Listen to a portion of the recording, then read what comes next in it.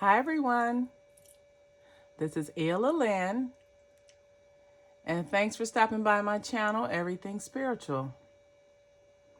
This is a channel where I provide spirit-guided, intuitive tarot and oracle card readings, as well as informational videos of a spiritual nature. Today I'm going to do my April 12th Astrology House reading for the sign of Taurus. So let's go ahead and get into it.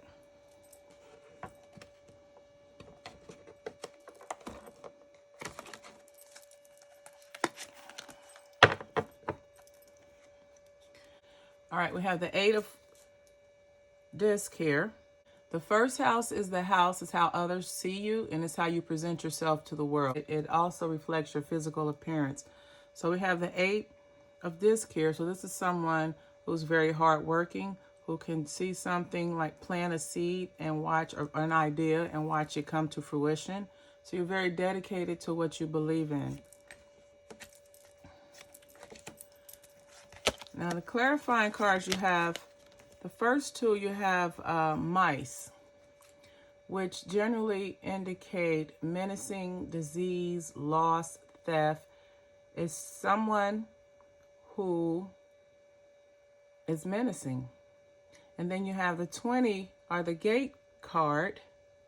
And the Gate card represents networking, social gatherings. So this is someone who goes out of their way. They work really hard to cause hate and discontent through their networking and in social gatherings. And then the clarifying card is this person actually uses their intuition, or what they feel is their intuition is their thoughts in their mind. And it's not necessarily just because you think something doesn't mean it's actually true, but this person has illusions in their mind that causes them to behave the way that they do. So you're seen as someone that's basically, you disturb the peace. You cause hate and discontent wherever you go as a result of your illusions. You're not clear. You don't see things in a realistic or in reality.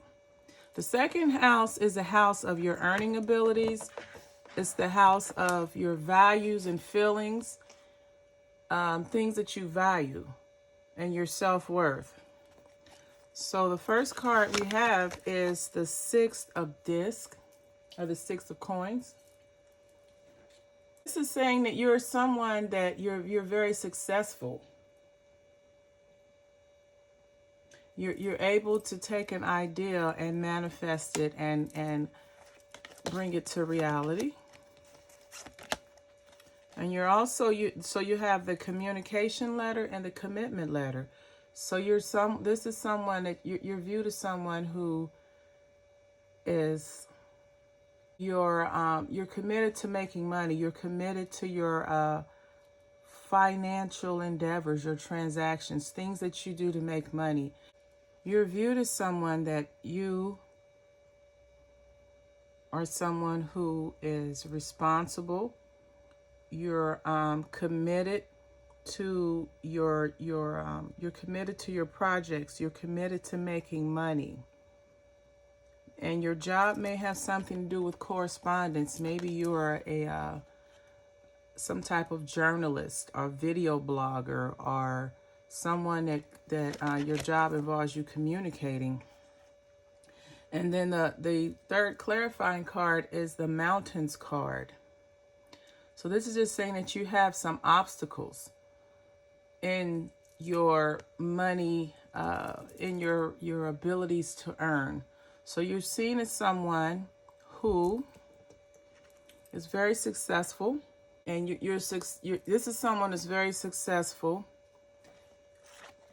You're very committed. You may be someone who works in some form of communication, and due to your commitment and dedication that you have to supporting yourself or your career, you're able to overcome the obstacles that may be placed in front of you, or you're able to overcome the obstacles that would otherwise prevent you from being successful. Your third house, Taurus, is the house of your how you're connected to your immediate environment. It's also the house of communication and your intellect on the lower level, like your initial education, whether it's your basic education or you learning how to do a job of some sort, and communications and how well you bond, or how well you are connected to your immediate environment. And that can be your home life, your work life, or your social life. Next card we have for that communication is the Moon card. As you try to connect to your immediate environment, or just try to get grounded in your immediate environment, pay attention to the thoughts that you have. Every thought that crosses your mind is not necessarily a positive and uplifting thought. This card is saying you need to have discernment so that you know what thoughts add value to your life and which ones don't. And the ones that don't, you should discard them.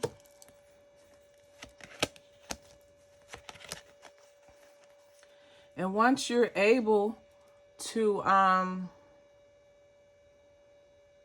have discernment and only focus on the thoughts that are edifying and uplifting, it's going to allow you to be prosperous. It's going to allow you to be successful in your immediate environment, whether it's your relationship or whether it's on the job. But through you having discernment and only entertaining thoughts that serve your highest good, you're going to be able to be financially prosperous, as well as you're going to be able to obtain that which you set out to get. And then the other clarifier is the House card. You're going to be stable. So you won't have any problem connecting to your environment and strengthening those ties in that environment, as long as you use discernment when you are making decisions pertaining to your environment or your work life or your home life. Now, the fourth house is the house of your emotional home. It's your house of nurturing.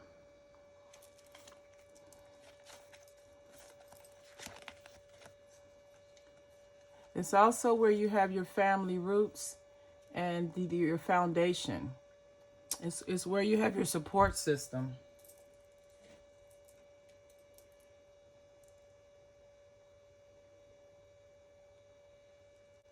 And this card is saying, as far as your emotional nurturing goes, your emotional stability, your foundation is just to look at things, look at the big picture. Don't just have a narrow point of view or a closed mind when you look at things that help support you, your emotional, your nurturing. Okay, so we're dealing with the house, we're dealing with the fourth house, which is involving your home, emotional nurturing. Now, something has to be removed. This looks like, in order for you to strengthen your emotional foundation, you're going to have to remove your feelings, so to say, when making decisions. And I know this is kind of a possible, it may sound like a contradiction. The spirit is saying you need to remove the heart, remove the feelings, remove the emotions. A lot of times when we act out of emotions, we sometimes miss the mark. So this is saying remove the emotion, and also asked to remove your emotions. So you're being asked to look past, let's say, the physical flesh part of emotional nurturing and focus more on the actual energy of the emotions.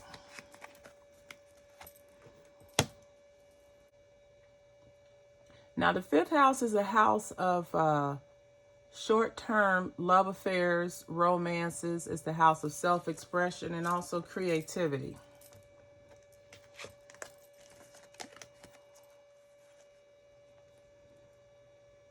Fifth house is the house of your short-term love affairs. This card is suggesting that when you're dealing with your relationships, you should look at it from a place of love. You look at the relationship from a place of love and wisdom. It'll allow you to make decisions that will fuel and grow the relationship.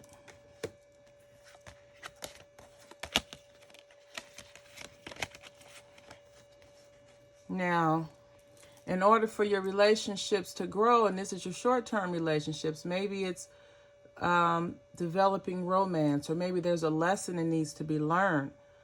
But these two cards are saying in order for you to grow, in order for you to have better, more solid relationships, you need to let go of childish ways.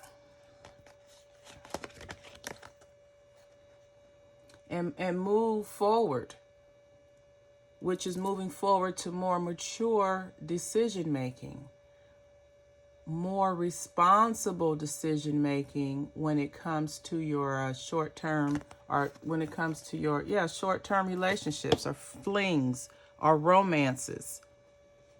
Any relationship that does not result in marriage is what this is referring to. Now, your sixth house is the house of work, health, and service. This is where you also have your self-improvements, where you analyze yourself and see if you need to, have more self-discipline or devotion or commitment to what you're doing.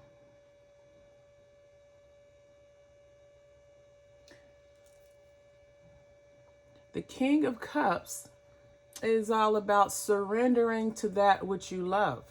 In this instance, it would be your service, your job, what you do to contribute to society or to support yourself. So this is saying your desire to achieve that which you love.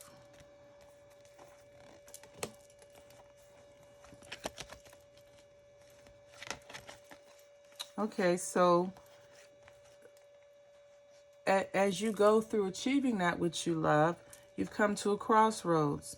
You need to decide which path you want to take.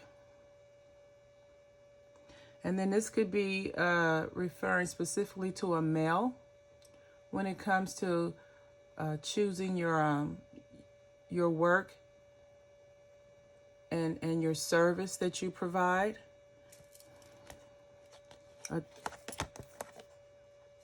And then you have hope.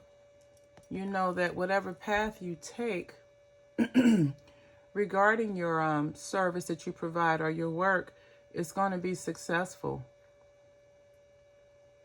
You're going to be able to achieve that which you set out to achieve.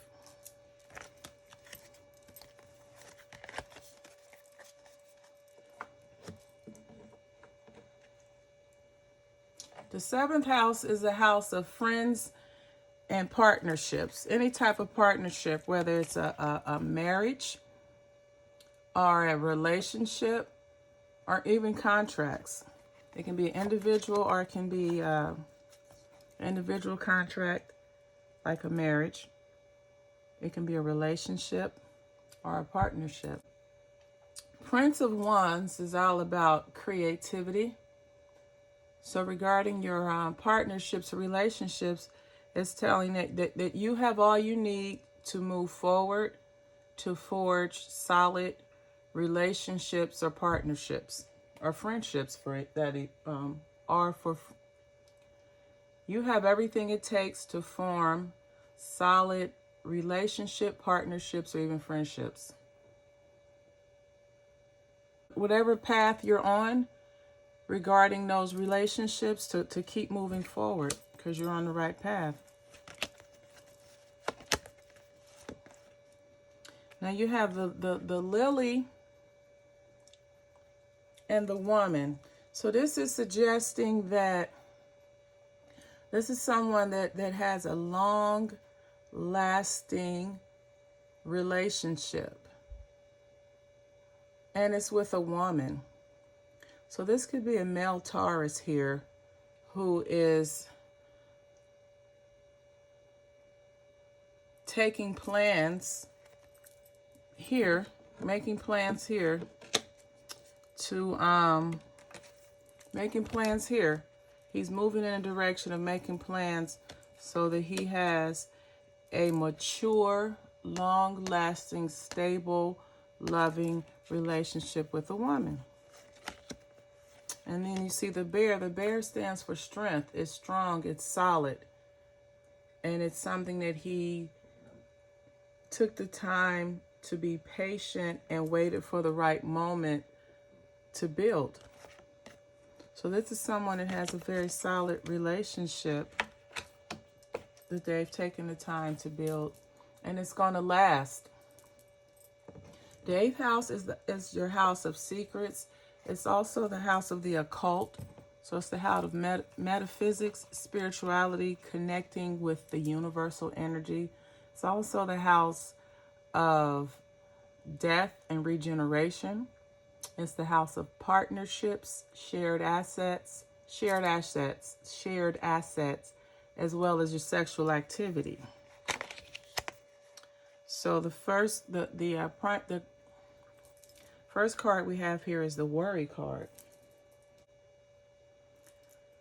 So this card is saying that when it comes to your 8th house, you're ready to accept things as they are. You're ready to see things as they actually are, not how you would like for them to be.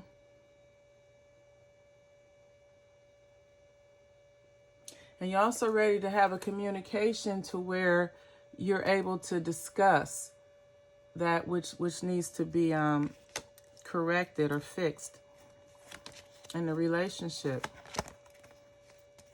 And so the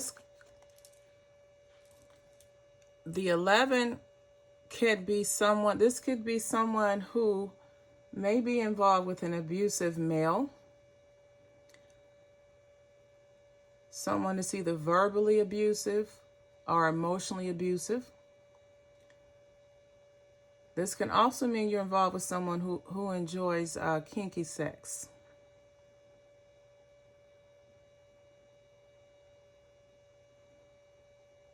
Or maybe the kinky sex could be the problem. But then also this relationship will end out being okay because you have the star card. So whatever the hope for the relationship is or for the situation, desired outcome will be accomplished. So if it's the shared assets, they'll continue to be shared. And then you have, the final clarifying card is the key. This card represents solutions. It represents unlocking doors. It represents knowledge, power. So again, in this person's 8th house, they will have, and whatever the problem that they're going through, whether it's abuse or the lack of sexual activity, or maybe too much sexual activity, whatever the problem is, it's going to be resolved. And they're going to go forward and be able to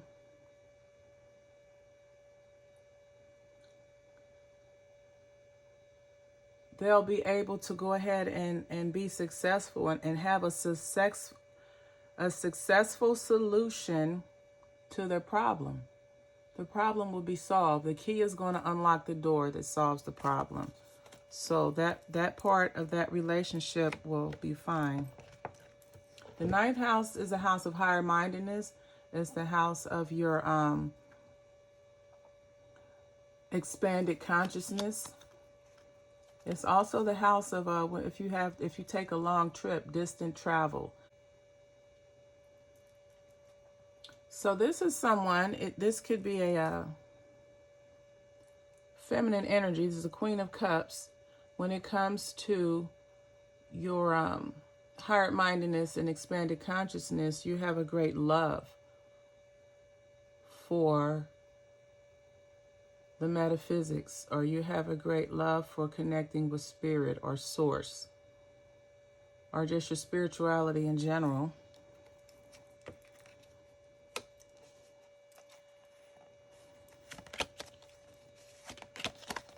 And then again, you see you have the Moon card, which this can be your work that you are secure in. And the work could be of a religious or philosophical nature. You could be going to school to get a higher degree, or a doctorate, or a graduate level degree, as far as a higher education goes. But whatever it is that you have chosen to connect with spiritually, you're going to be very stable. You're going to be stable at it. You're going to be good at it. And it's going to carry you through a long way. It's going to carry through. So this could be your job that you work in. And see, you have the ship. So that's travel. And then that's a travel. So that means that your job is going to take you away. You're going to have a job that requires you to travel. And also you could travel and be teaching, or you could travel and be a spiritual teacher, or some kind of a professor. But your job is going to require you, your job that you love in this metaphysics or spiritual realm, is going to require you to travel. You're going to have distant travel. So if that's what you're looking to have, it's on its way. Now your 10th house is about the house of career, reputation, your professional achievements, your moral conditioning, and basically your direction that you take in life when you set your life goals.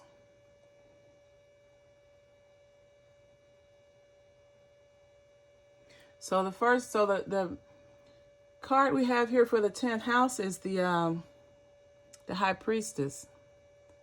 So when it comes to you planning your careers, your achievements, or building your reputation, you're very intuitive. You follow your intuition.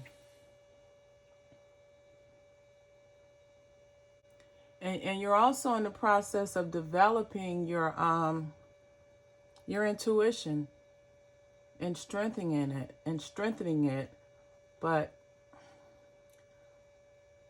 this card is saying that when it comes to your career reputation, you're very intuitive. You use your intuition. And the reason you're using your intuition is because you work around a lot of sneaky, deceptive people. So that's why you need your intuition.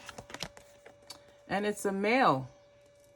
So within your workplace, there's a male who is very sneaky and deceptive. He is not who he appears to be.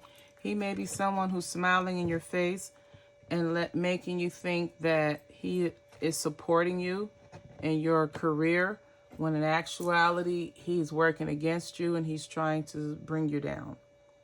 So it's a good idea to use your intuition so that you're making decisions that are in alignment with your highest good. The 11th house is the house of joint activities and like-minded people. So in your 11th, in this, saying that your inner riches should match your outer riches. So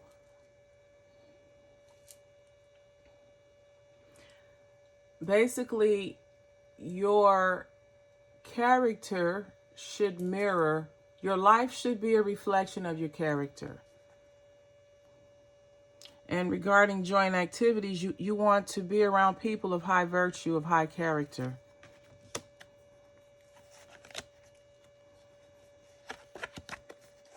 See, you want to be around people of high moral character, of people who are balanced emotionally, because you have problems, you have strife, you have obstacles and blocks in your life.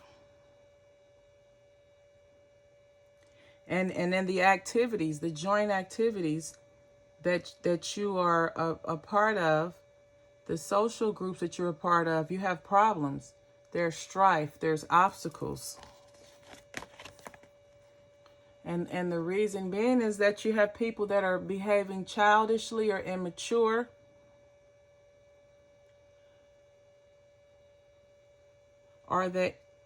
You have people that are behaving childish or immature within the group. And as a result, it's causing a problem because there's not a balance.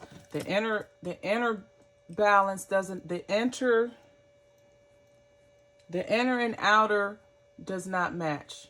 The inner character does not match the outward activity or behavior. And as a result, it's creating strifes and problems within your social groups. So you may want to either, if you cannot overcome the strife and the obstacles, you have the Child card, but the Child card also means a new beginning, starting over. You may need to start over with a new group of folks that have of like-minded people. Now, the 12th house is the house of karma. This is the house of the results of your past actions. It's also the house where you have your support, your hidden support, and also you have your limitations in your 12th house. So the first card we have for the 12th house is the Seven of Discs, failure. So in your 12th house, there's some reservation, some hesitation. And there are obstacles. You have a fear of failing. So already you have some negative energy going on. All right. Now, although you have the fear of failing, you're being asked, or Spirit is saying, you need to stay strong and stay rooted in your beliefs. And just as the tree here is probably has been planted and grown there for hundreds of years, you're also asked to be patient.